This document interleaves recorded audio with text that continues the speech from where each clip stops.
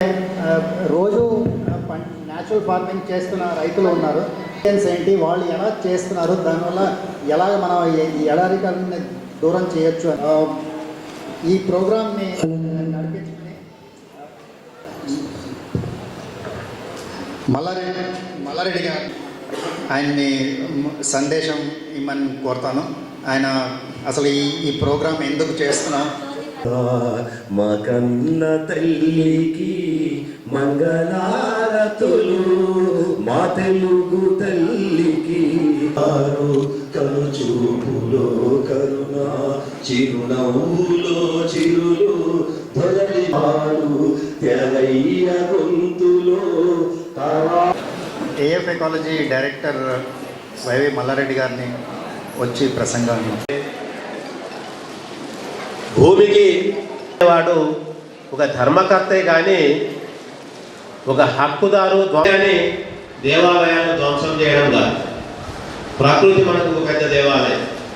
ఆ దేవాలయాన్ని మనం మన మనుగడ కోసం అనాలోచితంగా అహంకారంతో మనం వ్యతిరేకంగా దానికి పనిచేసి ఈరోజు మనం పోగొట్టుకోవడం అనేది జరుగుతుంది.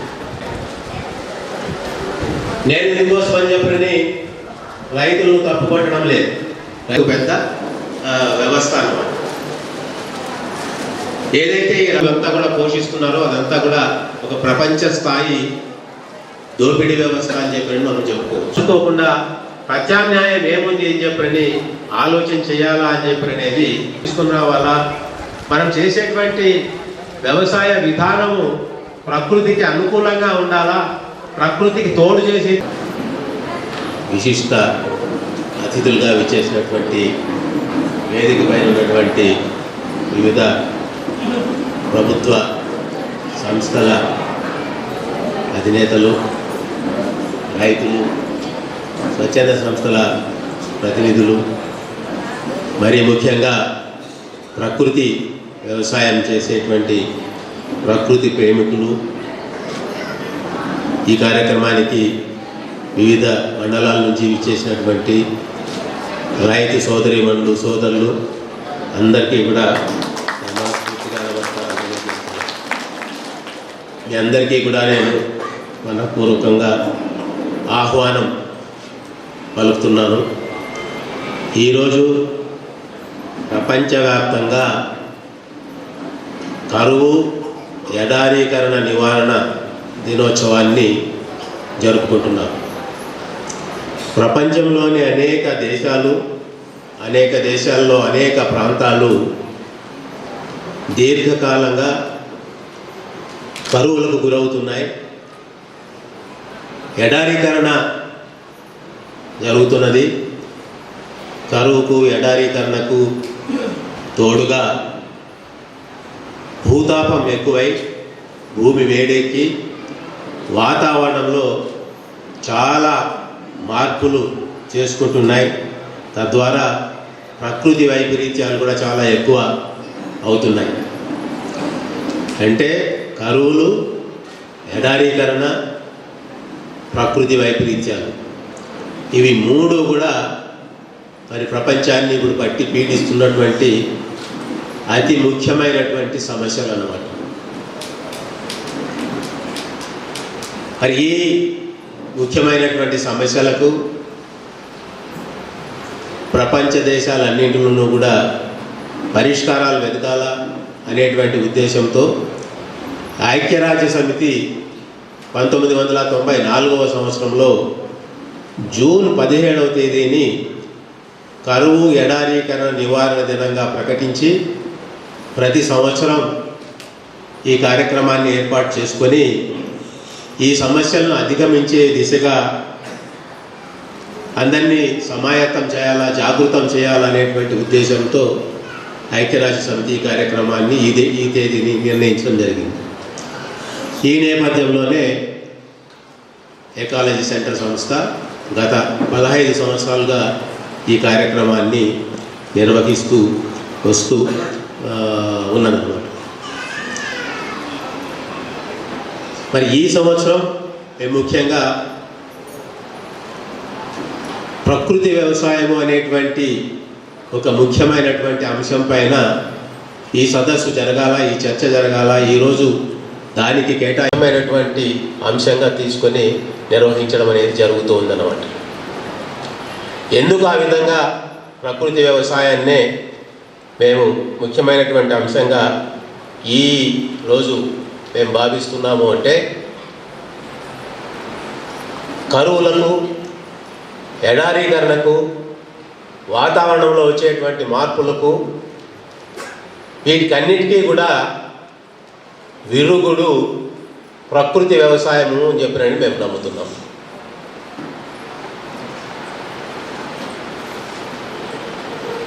ప్రకృతి మనకు చాలా పవిత్రమైనది. అందుకోసం అని చెప్పిననే మన పెద్దలు చెట్లను, పుట్లను పూజించినారు అంటే వాళ్ళు మూర్ఖులై పూజించలేదు.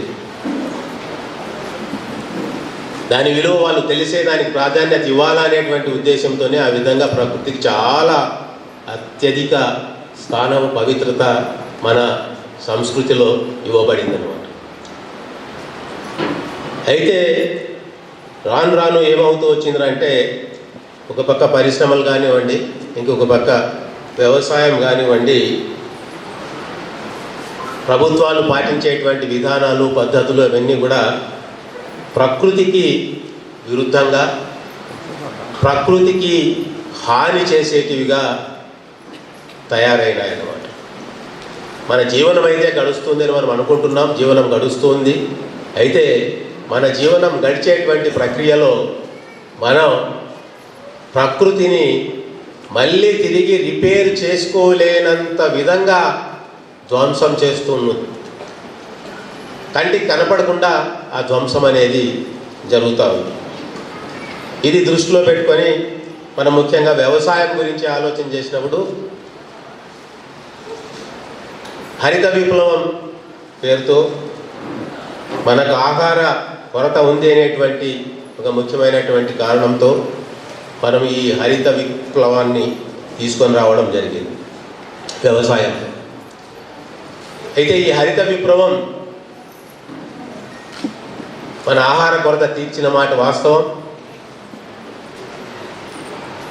అంతవరకు ఆ సమస్య తీరడానికి హరిత విప్లవం కారణమైతే, సమాంతరంగా చాలా విధ్వంసాన్ని కూడా సృష్టిస్తూ ఉన్నదన్నమాట.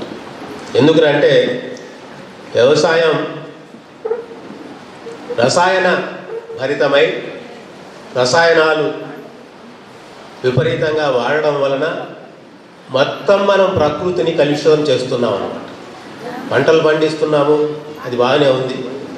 బట్ పంటలు పండేటువంటి ప్రక్రియలో మనం నేలను, నీటిని, గాలిని ఏది వదిలిపెట్టకుండా ప్రకృతిలో సృష్టించబడినటువంటి ప్రతి అంశాన్ని కూడా కలుషితం చేసేటువంటి ప్రక్రియ జరుగుతుంది. రాను రాను రసాయనాల వినియోగం వ్యవసాయంలో ఇంకా ఎక్కువ అవుతూనే ఉంది. ఇంతకుముందు అయితే రసాయనాలు అనేటివి ఎరువులు, పురుగు మందులుగా ఉండేవి. ఇప్పుడు కొత్తగా మళ్ళీ కలుపు మందులు కూడా రావడం జరిగింది. కలుపు మందులు కూడా కలుపుకుంటే, ఎరువులు, పురుగు మందులు, కలుపు మందులు కలుపుకుంటే ముఖ్యంగా నిజంగా ప్రతి అంశాన్ని, ప్రకృతిలోని ప్రతి అంశాన్ని, ప్రతి జీవిని కూడా మనం కలుషితం చేస్తున్నాం, విషమయం చేస్తున్నాం. ఈ విధంగా ఈ విషమయం చేసేటువంటి ప్రక్రియ కొనసాగితే కొంతకాలానికి మానవ జాతి మనుగడే ప్రశ్నార్థకమయ్యేటువంటి పరిస్థితి ఏర్పడింది. ప్రజారోగ్యం ఈరోజు ఇంత దెబ్బతింటున్నది. కొత్త కొత్త జబ్బులు వస్తున్నాయి. వచ్చేటువంటి జబ్బులు మందులకు లొంగడం లేదు అని చెప్పినంటే ముఖ్యమైనటువంటి కారణం ఈ రసాయనం. ఒక పక్క ఏమో శాస్త్ర సాంకేతిక పరిజ్ఞానం ఇంకా బాగా ఎదుగుతూ ఉంది. ఎదిగేటువంటి ప్రక్రియలో మనిషి అనేవాడు నేను ప్రకృతిని జయించగలను అనేటువంటి ఒక రకమైనటువంటి అహంకారంతో ముందుకు పోవడం అనేది జరుగుతుంది. ప్రకృతిని జయించేంత శాస్త్రాన్ని సాంకేతికను అభివృద్ధి చేసుకుంటాము అనేటువంటి ఒక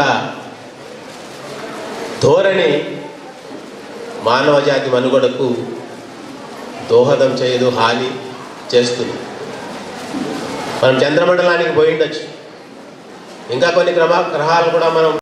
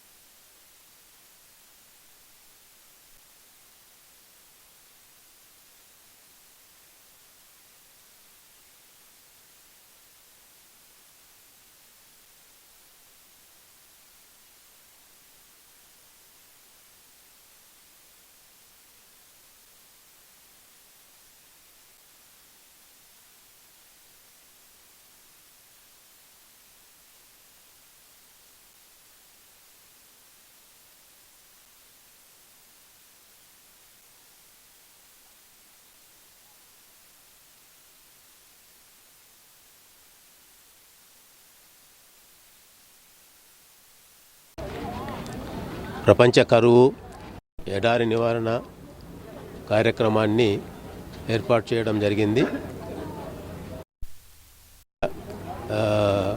అంతర్జాతీయంగా ఈ కార్యక్రమాన్ని అన్ని దేశాల్లోనూ జూన్ 17వ తేదీ చేసుకోవాలనేటువంటి ఒక ఐక్యరాజ్య సమితి నిర్ణయాన్ని మేము ఆధారం చేసుకొని ఈ కార్యక్రమాన్ని గత 15 సంవత్సరాలుగా మేము ఏర్పాటు చేస్తున్నాము. ఎందుకంటే అనంతపురం జిల్లాకు కరువు ఎడారీకరణ అనేటివి రెండు కవల సమస్యలుగా చాలా ఏళ్ళుగా ఉంటూ ఉన్నాయి. ఈ కవల సమస్యలకు అదనంగా ఇప్పుడు ఈ వాతావరణంలో మార్పులు రావడము, వాతావరణ వైపరీత్యాలు ఎక్కువ కావడం జరిగింది. దానివల్ల ఒకదానికొకటి సమస్యలకు తోడై చాలా జటిలమైనటువంటి పరిస్థితుల్లో ముఖ్యంగా ఈ సమస్యలకు పరిష్కారం అనేది ఎక్కడ ఉంది అని చెప్పి ఆలోచన చేసినప్పుడు ప్రపంచవ్యాప్తంగా అనేక పరిశోధనా సంస్థలు కానివ్వండి, శాస్త్రజ్ఞులు కానివ్వండి, మరి ఏమి ఆలోచన చేస్తున్నారు అంటే ప్రకృతి వ్యవసాయమే ఈ సమస్యలకు ఏకైక పరిష్కార మార్గము అని చెప్పి చెప్తున్నారు. ఎందుకు ఆ విధంగా చెప్తున్నారంటే ఇప్పుడు మనం చేస్తున్నటువంటి వ్యవసాయ విధానంలో రసాయనాల వాడకం అనేది మోతాదు మించి మరి ప్రకృతిని ధ్వంసం చేస్తున్నది. సో దానివలన ప్రకృతి ధ్వంసం ఆపాలని చెప్పనంటే రసాయనాలు లేనటువంటి వ్యవసాయం, అదేవిధంగా ప్రకృతికి సంరక్షణ చేసేటువంటి వ్యవసాయం మనం పాటించాలా. దాన్నే మనం ప్రకృతి వ్యవసాయము అని చెప్పని అంటున్నాం అన్నమాట. సో కాబట్టి ఈ ప్రకృతి వ్యవసాయంలో విధానాలన్నీ కూడా ప్రకృతిని ధ్వంసం చేసేటివిగా కాకుండా ప్రకృతిని సంరక్షించేటివిగా ఉండాలా, ఆ దిశగా మనం వ్యవసాయాన్ని ముందుకు తీసుకుపోవాలా అనేటువంటి సందేశాన్ని మరి ఈ కార్యక్రమం ద్వారా మేము ఇటు రైతులకు, తర్వాత ప్రభుత్వ పరిశోధనా సంస్థలకు, ప్రభుత్వ డిపార్ట్మెంట్స్కు, మరి సివిల్ సొసైటీ ముఖ్యంగా పౌర సమాజం దృష్టికి కూడా తీసుకొని పోవాలనేటువంటి ఉద్దేశంతో ఈరోజు ఈ అంశంపైనే ప్రత్యేకమైనటువంటి దృష్టి పెట్టి ముఖ్యంగా రైతులకు, ఎవరైతే ప్రకృతి వ్యవసాయం చేస్తున్నారో మన జిల్లాలో రైతులు, ఉమ్మడి అనంతపురం జిల్లాలో ప్రకృతి వ్యవసాయం చేస్తున్నటువంటి రైతులకు ప్రాధాన్యత ఇచ్చి వాళ్ళనే ముందుండి ఈ కార్యక్రమాన్ని మేము నడిపించడం అనేది జరుగుతుంది అన్నమాట. ధన్యవాదాలు. అందరికీ శుభోదయం. నా పేరు మురళి. నేను యాక్షన్ వెటరన్ ఎకాలజీ సెంటర్లో చీఫ్ ఆఫ్ ఆపరేషన్గా పనిచేస్తున్నాను.